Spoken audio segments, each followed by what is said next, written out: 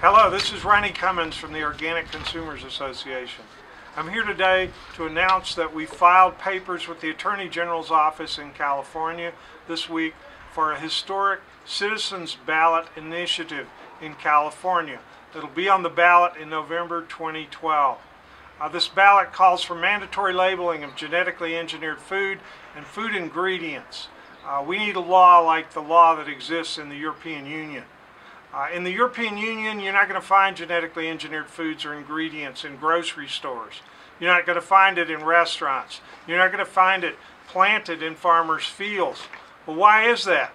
Is there a ban on genetically engineered foods and crops in the European Union? No, a few of them are banned, but what you do have is a requirement for mandatory labeling. Mandatory labeling is enough to kill this force feeding of genetically engineered foods. It's a way to restore our choice over food and farming, and we need to do this.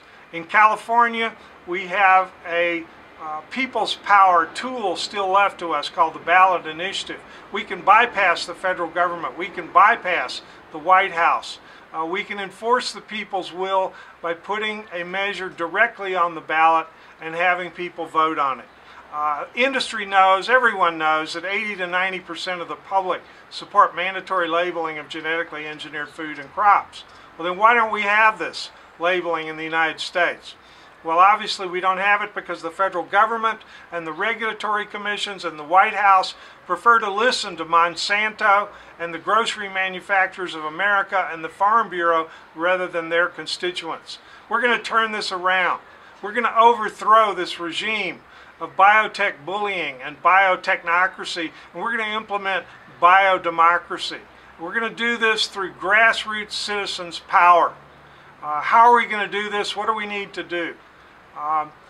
We need 2,000 volunteers to step forward in California and attend these meetings. We're going to be having 100 or so meetings across the state to get trained so that we can hit the streets November 9th and start gathering the names of 500,000 or more California registered voters. We can do this. Typically in California, if you're going to do a ballot initiative measure, you have to have $1 million to pay professional ballot or professional petition gatherers.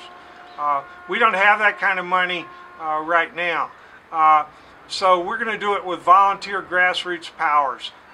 2,000 volunteers who attend 100 or so meetings spread out across the state and begin deployment the first week or so of November. We'll easily be able to gather the signatures we need. We also need, besides volunteer power, we need to raise a campaign war chest. Monsanto and the Farm Bureau and the grocery manufacturers of America are going to spend $50 million or more between now and November 12th to mislead the public, to brainwash people. We're not going to be able to raise that much money, but we're not going to need to raise that much money because 80 to 90% of the public already support our position. But we do need some money, and we need some money right now to gather the petitions.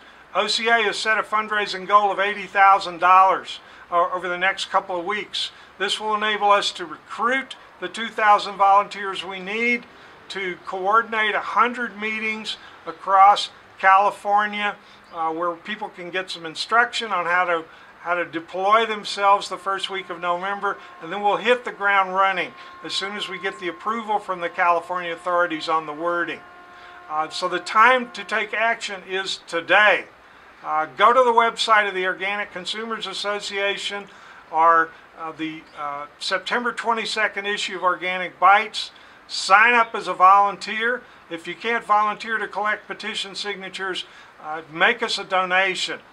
We're going to go forward. We're going to win this battle. We're going to change the course of history. We're going to overthrow Monsanto and the biotechnocrats, and we're going to implement a new era of biodemocracy.